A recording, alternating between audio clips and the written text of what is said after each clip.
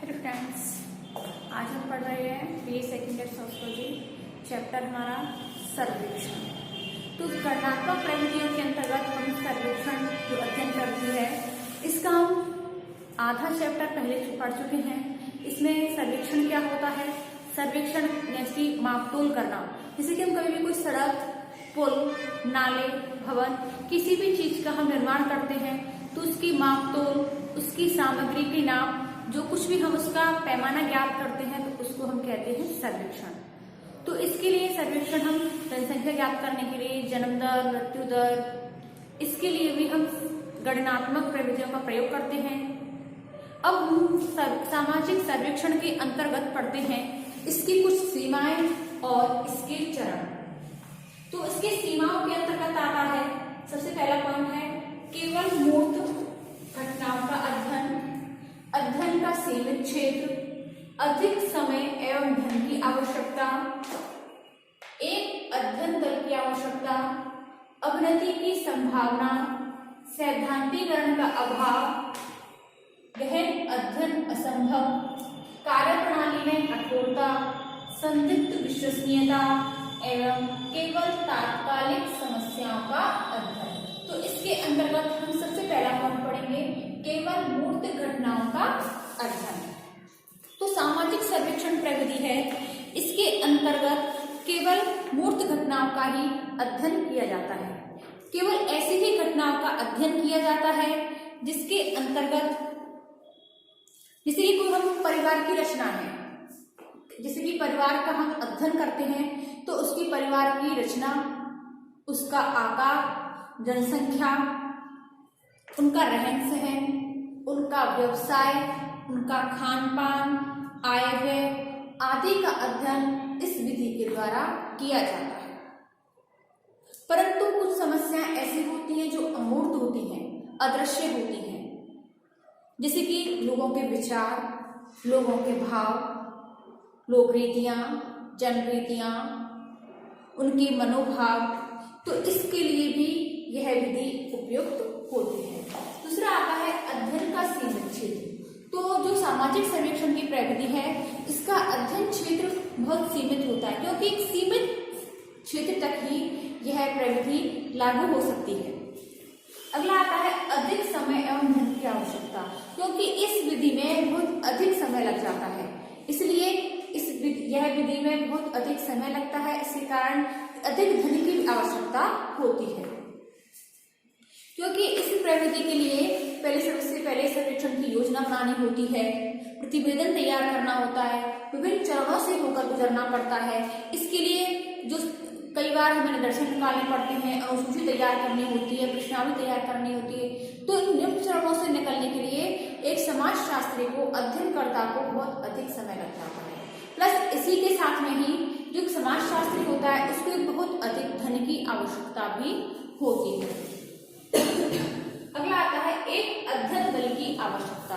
तो जो अध्ययन करता होता है उसे एक दल की आवश्यकता होती है, क्योंकि एक अकेला व्यक्ति कोई भी अध्ययन हो, कोई भी कार्य हो, किसी भी सामाजिक समस्या का समाधान हो, अकेला व्यक्ति नहीं कर पाता है। तो इसके लिए उसे एक दल की आवश्यकता होती है, जिसमें कि कई सारे व्यक्ति होते हैं जो कि विभिन्न चरणों से होकर के निकलने का कार्य करते हैं और सामाजिक सर्वेक्षण की प्रविधि का कार्य करते हैं। इसके बाद आता है अवनति की संभावना। तो सामाजिक सर्वेक्षण एक जटिल प्रक्रिया है और लंबी प्रक्रिया है। इसके लिए एक निदर्शन का चुनाव करना होता है, प्रश्नावली का निर्माण करना होता है, साक्षात्कार करना। इसमें अध्ययनकर्ता के साथ जितने भी पूर्वाग्रह होते हैं उसके कारण पक्षपात करने की भी संभावना रहती है। अगला आता है सैद्धांतिकरण का अभाव। तो समाजशास्त्र के अंतर्गत जो हम सामाजिक सर्वेक्षण का अध्ययन करते हैं इसके अंतर्गत क्योंकि इसके सीमित क्षेत्र का अध्ययन किया जाता है, इसलिए इसमें प्रश्नावली का निर्माण करना, साक्षात्कार करना, काफी सारे का किया जाता है। तो इसके निष्कर्षों से और सिद्धांतों को निकाल पाना बहुत ही कठिन कार्य होता है, इसमें सैद्धांतिकरण का अभाव पाया जाता है। अगला आता है गहन अध्ययन असंभव। क्योंकि सामाजिक सर्वेक्षण एक गणनात्मक प्रविधि है, इसके द्वारा हम जन्म दर, मृत्यु दर, भवन या पुल की माप तो ये लेखा जोखा रखते हैं, तो इसका हम गहन अध्ययन नहीं कर सकते हैं, क्योंकि ये तो समय के साथ ही या वस्तु के साथ ही ये हम जिस चीज की गणना कर रहे हैं उसकी उसी टाइम पे काम आती है। हम इसका गहन अध्ययन ना तो इसके भूतकाल का पता लगा सकते हैं ना प्रेजेंट का पता लगा सकते हैं, तो इसका हम गहन अध्ययन नहीं कर पाते हैं। अगला आता है कार्य प्रणाली में कठोरता। तो इसकी जो कार्य प्रणाली होती है वो एक बहुत कठोर होती है, क्योंकि इसके लिए एक जो अध्ययनकर्ता होता है उसको पहले से ही प्रशिक्षित होना पड़ता है, क्योंकि अगर वो पहले से ही प्रशिक्षित नहीं होगा तो वह अध्ययन के समय में गड़बड़ी कर देता है और वह यह भूल जाता है कि उसे किस प्रकार से कार्य करना है। तो इसके लिए यह जो कार्य प्रणाली है बहुत ही कठोर है, बहुत ही कठिन है। इसके लिए अध्ययनकर्ता को बहुत ही सजग होना पड़ता है, विभिन्न चरणों का प्रयोग करना होता है, तब जाकर इस प्रणाली के द्वारा वह कार्य कर पाता है। अगला आता है संदिग्ध विश्वसनीयता। तो इस सामाजिक सर्वेक्षण के द्वारा इसकी विश्वसनीयता समाप्त हो जाती है, क्योंकि इसके अंतर्गत पक्षपात करने की, भेदभाव करने की संभावना अधिक होती है। इसलिए है जो इसके द्वारा जो प्राप्त निष्कर्ष होते हैं, जो सिद्धांत होते हैं, तो जरूरी नहीं है कि वो विश्वसनीय हो या सही हो, कभी कभी वो पक्षपातपूर्ण होने के कारण वो उनके जो निष्कर्ष हैं वो गलत भी हो सकते हैं। तो इसलिए इसमें विश्वसनीयता की अभाव रहता है, विश्वसनीयता नहीं होती है। अगला आता है केवल तात्कालिक समस्याओं का अध्ययन। तो इस सामाजिक सर्वेक्षण के अंतर्गत केवल तात्कालिक समस्याओं का ही अध्ययन किया जाता है। समस्याओं का मतलब एक समय और एक स्थान पर किए गए सर्वेक्षण अन्य समय और स्थानों के अतिरिक्त नहीं होते हैं और ये ज्यादातर उन पर निर्भर नहीं होते हैं। ये हमेशा तत्काल यानी कि अभी होने वाले कामों पर ही काम करते हैं, भूतकाल, प्रेजेंट या भविष्य में काम नहीं करते हैं। ये केवल वर्तमान काल पर ही कार्य करते हैं। तो इस तरह से हमने अब पढ़े हैं सीमाओं के अंतर्गत हमने ये निम्न चरणों को देखा है। अब इसके बाद आता है सामाजिक सर्वेक्षण के चरण। तो सामाजिक सर्वेक्षण करते समय सर्वेक्षण विधि का जब हम प्रयोग करते हैं तो हमें सामाजिक सर्वेक्षण के अंतर्गत निम्न चरणों से होकर गुजरना पड़ता है। तो इसके अंतर्गत सबसे पहला पॉइंट आता है हमारा समस्या का चुनाव। तो कोई भी अध्ययन करता हो, कोई भी समाजशास्त्री हो, तो सबसे पहले किसी भी समस्या का अध्ययन करने से पहले वह वहां घटना स्थल पर जाकर के और उसे किस बारे में अध्ययन करना है, उसे किस चीज का अध्ययन करना है, तो सबसे पहले उसे उस समस्या का चुनाव करना होगा कि उसे किस विषय में अध्ययन करना है।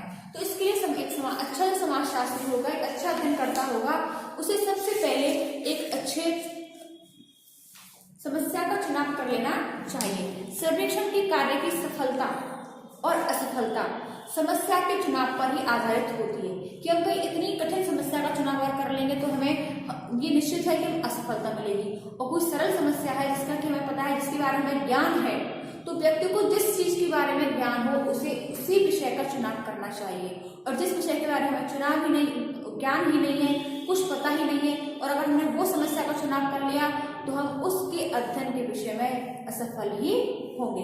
तो एक अध्ययनकर्ता को जिस विषय में अधिक रुचि है, जिस विषय में थोड़ा बहुत ज्ञान रखता है, तो अध्ययनकर्ता को उसी विषय का चुनाव कर लेना चाहिए या उसी समस्या का चुनाव करना चाहिए। जैसे कि सामाजिक सर्वेक्षण के कारण जैसे बेकारी है, बाल अपराध है, छात्रों में अनुशासनहीनता है, दहेज प्रथा है, बाल श्रम है, तो इन विभिन्न प्रकार की सामाजिक समस्या को चुना जा सकता है।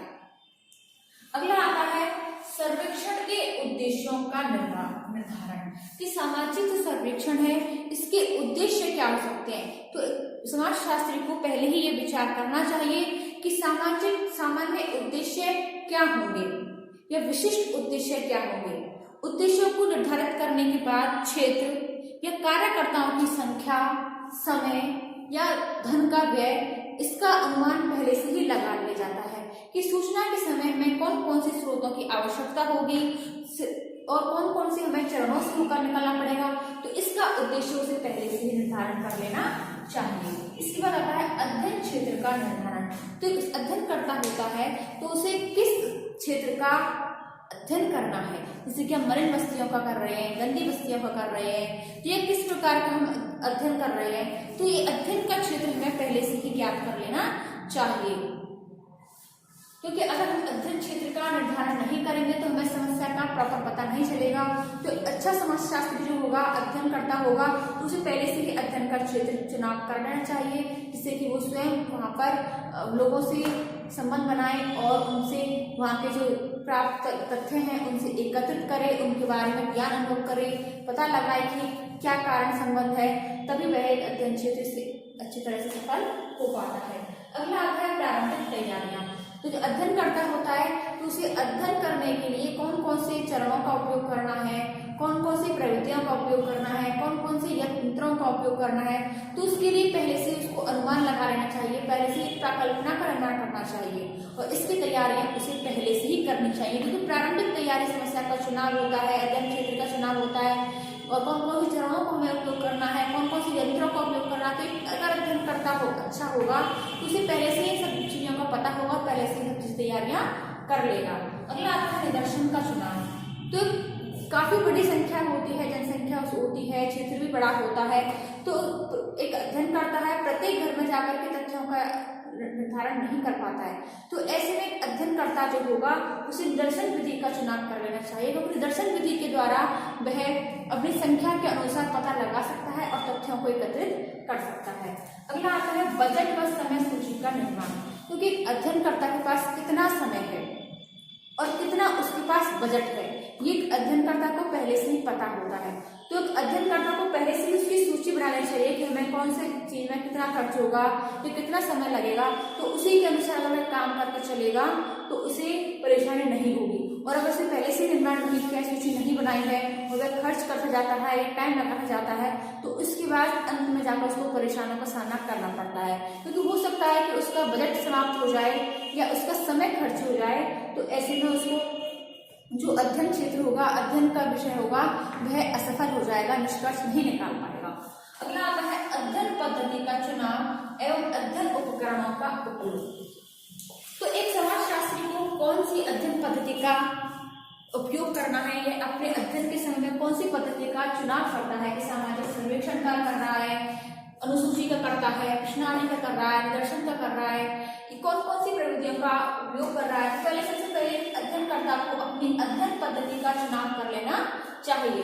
इसके बाद है अध्ययन के उपकरणों का उपयोग, कौन कौन से अध्ययन उपकरण चाहिए उसको, प्रश्न यंत्र चाहिए, प्रश्नावली चाहिए, अनुसूची चाहिए। तो इस प्रकार के जो अध्ययनकर्ता होगा तो सबसे पहले उसे अपनी अध्ययन पद्धति का चुनाव कर लेना चाहिए और अध्ययन पद्धति का निर्माण भी कर लेना चाहिए। अध्ययन पद्धति के चुनाव कर लेने के बाद उपकरण, प्रपत्र, पत्र, डायरी, तो इस प्रकार के संस्करण होते हैं, तो अध्ययनकर्ता को पहले से ही इन सब का प्रयोग कर लेना चाहिए। अगला आता है कार्यकर्ता का चुनाव एवं प्रशिक्षण। तो जो अध्ययनकर्ता होता है पहले से ही उसे कार्यकर्ता का चुनाव करना चाहिए कि हमें किसके प्रशिक्षण में ये अध्ययन का कार्य करना चाहिए और उसके बाद उसको प्रशिक्षण भी लेना चाहिए। क्योंकि कई बार होता है कि अध्ययन का चुनाव तो कर लेते हैं लेकिन हमें उसके बारे में ज्ञान नहीं होता है, तो ऐसे में अगर कोई अच्छा कार्य करता होगा तो हमें मार्गदर्शन का कार्य अच्छी तरह से कर सकेगा। तो इसलिए एक अध्ययनकर्ता को पहले से ही कार्यकर्ताओं का चुनाव एवं प्रशिक्षण भी ले लेना चाहिए, जिससे कि उसमें ईमानदारी, कर्तव्यपरायणता, कार्य के लिए पूरी लगन, धैर्य, दूरदर्शी जैसे गुण पर्याप्त मात्रा में होने चाहिए। और अगर ये सभी गुण पर्याप्त मात्रा में होंगे तो सर्वेक्षण का कार्य कुछ अच्छी तरह से कर सकता है।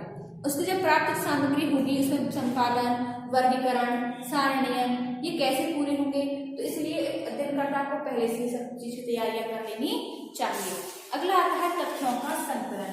तो अध्ययनकर्ता को जो घटनास्थल पर जाता है, जिन तथ्यों का वह अध्ययन कर रहा है, तो उसे वहाँ अध्ययन क्षेत्र में जाकर के वहाँ उनसे संबंधित तथ्यों को संकलन करना चाहिए, तथ्यों को एकत्रित करना चाहिए। क्योंकि अध्ययनकर्ता को जो तथ्यों का संकलन करेगा, तथ्यों का एकत्रितकरण करेगा, तो जैसे कि तथ्य संकलन के लिए उसको अवलोकन विधि, प्रश्नावली, अनुसूची, साक्षात्कार, वैयक्तिक अध्ययन पद्धति, इन सभी का सहारा लिया जाता है, जिससे कि उसके पास तथ्य होते हैं, प्रेरणक होते हैं, उनका वह पूरा तरह से ध्यान रखता है, कहीं विश्वसनीय सूचना सूचनाएं जो होती हैं, ऐसा ना हो कि जो हमें काम की चीज है वो एकत्रित नहीं कर पाए, वो छूट जाए। तो इसके लिए उसे विभिन्न विधियों का प्रयोग कर लेना चाहिए। अगला है तथ्यों का संपादन, वर्गीकरण एवं सारणी। जब अध्ययनकर्ता होता है तथ्यों को एकत्रित कर लेता है तो उसे सबसे पहले तथ्यों का संपादन करेगा, तथ्यों को एकत्रित करेगा, उनको अच्छी तरह से देखेगा। फिर वर्गीकरण, उनको वर्ग वाइज डिवाइड करता है कि कौन से तथ्य किस वर्ग में जाएंगे, तो इस प्रकार से उनको वर्ग बना लेता है। जिस वर्ग के तथ्य होते हैं उसको उसी वर्ग में उनको एकत्रित कर जाता है। इसके बाद वह सारणीकरण का काम करता है और उन तथ्यों को एकत्रित कर लेता है। उनके प्रतीक जो होते हैं, संकेत होते हैं, संख्या की सहायता से उनको व्यवस्थित करके उनको सारणी में बदल देता है। अगला आता है तथ्यों का विश्लेषण एवं सामान्यीकरण। जब एक अध्ययनकर्ता उनका वर्गीकरण और सारणीकरण कर लेता है तो इसके बाद उन तथ्यों को वह विश्लेषण करता है, उनकी व्याख्या करता है, उन तथ्यों को बारीकी से उसका विश्लेषण करता है, उनका कार्य कारण संबंध को पता लगाता है, उनकी विवेचना करता है, किस विषय दशा परिणाम घटना के कौन सी कारक उत्तरदायी हैं। इस तरह से वैज्ञानिक निष्कर्ष निकालने के बाद उसको सामान्यीकरण की उसको मदद मिल जाती है और वह इसके प्राप्त जो निष्कर्ष होते हैं वो विश्वसनीय होते हैं। अगला आता है प्रतिवेदन का निर्माण एवं प्रकाशन। तो इसके बाद जब उसके तथ्य एकत्रित हो जाते हैं, सामान्यीकरण हो जाता है, निष्कर्ष हो जाता है, तो इसके बाद वह प्रतिवेदन का निर्माण करता है और उसके बाद उसका प्रकाशन करता है कि तथ्यों के विश्लेषण एवं विवेचन के पश्चात वैज्ञानिक निष्कर्ष निकल जाते हैं। उसके बाद उसका सामान्यीकरण किया जाता है। सर्वेक्षण के परिणामों को निष्कर्ष के रूप में प्रतिवेदन में समुचित स्थान दिया जाता है। सामाजिक समस्या का विश्लेषण किया जाता है। इसके बाद सामाजिक समस्या का जब विश्लेषण हो जाएगा तो वह इसका निम्न बिंदु रेखाओं का प्रयोग करता है। तो प्रतिवेदन की भाषा सरल और बोधपूर्ण होनी चाहिए। इसके बाद अपने जब प्रतिवेदन तैयार कर लेता है तो वह उसको प्रकाशित भी करता है कि उसने किन किन प्रविधियों के द्वारा अपनी सामाजिक सर्वेक्षण की प्रविधि को पूरा किया है। तो स्टूडेंट्स, आज की जो हमारी वीडियो है वो है सामाजिक सर्वेक्षण को लेकर। तो आज की वीडियो में हमने सामाजिक सर्वेक्षण देखा है, इसके कुछ बिंदु देखे। इसके बाद हमने सामाजिक सर्वेक्षण के चरण और इनके बिंदुओं को हमने देखा है। तो स्टूडेंट्स, आज की वीडियो हमारी यही समाप्त होती है और हमारा चैप्टर भी यही समाप्त होता है। ऐसी ही अपनी अगली वीडियो देखने के लिए ऐसे ही चैनल को देखते हैं।